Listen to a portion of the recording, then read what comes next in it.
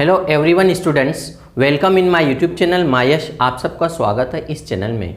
My dear students, आज हमारी class 13 जिसमें हम इंडियन पॉलिटी अभ्यास स्टडी करने वाले हैं।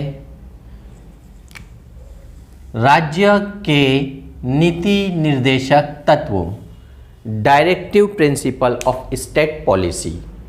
और क्लास स्टार्ट करने से पहले आज हम उन सभी यूपीएससी एस्पायरेंट्स जो पास हुए हैं उन्हें बहुत बहुत कॉन्ग्रेचुलेशंस, जो टॉपर है और जो टोटल सभी ने पास किया है।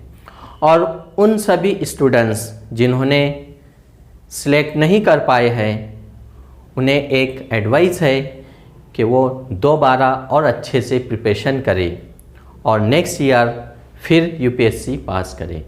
और सभी स्टेट सिविल सर्विसेज एस्पायरेंट्स और banking, staff selection, teaching, non teaching जितने भी परीक्षाओं की प्रिपरेशन कर रहे हैं तो सब लोग अपनी स्टडी स्मार्ट तरीके से करें, प्रैक्टिस करें, टेस्ट पेपर सॉल्व करें, देखिए फिर आपको रिजल्ट लगता है। तो चलिए आज के हमारी क्लास में हम स्टार्ट कर रहे हैं राज्य के नीति निर्देशक तत्व ये क्या है। सबसे पहले हमने इसको आयरलैंड से लिया है और इंडियन कॉन्स्टिट्यूशन के पार्ट 4 मीन्स भाग 4 में आर्टिकल 36 से 51 ये कवर करता है। और ये नीति निर्देशक तत्व केवल अनुदेश है, इसे न्यायालय द्वारा लागू नहीं कराया जा सकता, ये वाद योग्य नहीं है। राज्य नीति निर्देशक तत्व यानी directive principle of state policy और मूल अधिकार फंडामेंटल राइट्स में यही सबसे बड़ा अंतर है। तो आज हम कुछ महत्वपूर्ण आर्टिकल्स, अनुच्छेद के बारे में स्टडी करने वाले हैं। देखिए सबसे पहले अनुच्छेद 38 क्या कहता है कि राज्य लोक कल्याण की अभिवृद्धि के लिए सामाजिक व्यवस्था बनाएगा। तो ऐसे इम्पोर्टेंट आर्टिकल्स अगर आप लर्न कर लेते हो, स्टडी कर लेते हो, प्रैक्टिस करते हो तो ये आपको क्वेश्चंस आएगा ही। देन आर्टिकल 39A क्या कहता है?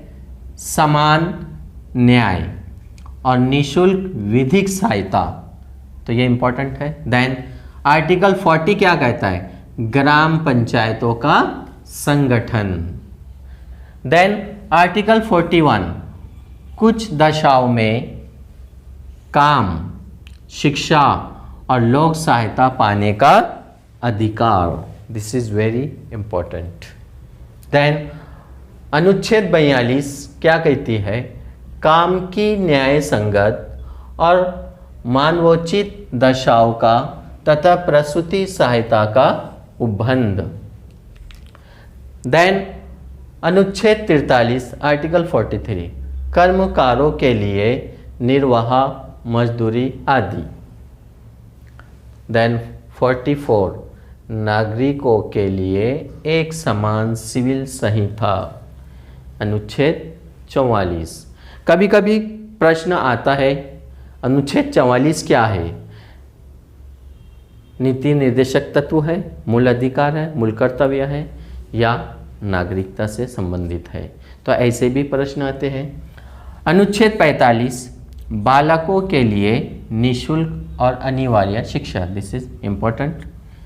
देन अनुच्छेद 49 राष्ट्रीय महत्व के स्मारकों और स्थानों का संरक्षण, इसलिए बहुत सारे वर्ल्ड हेरिटेज में या फिर हमारी गवर्नमेंट उसको प्रोटेक्शन देती है और फंडामेंटल ड्यूटीज़ में भी उसको ऐड किया गया है।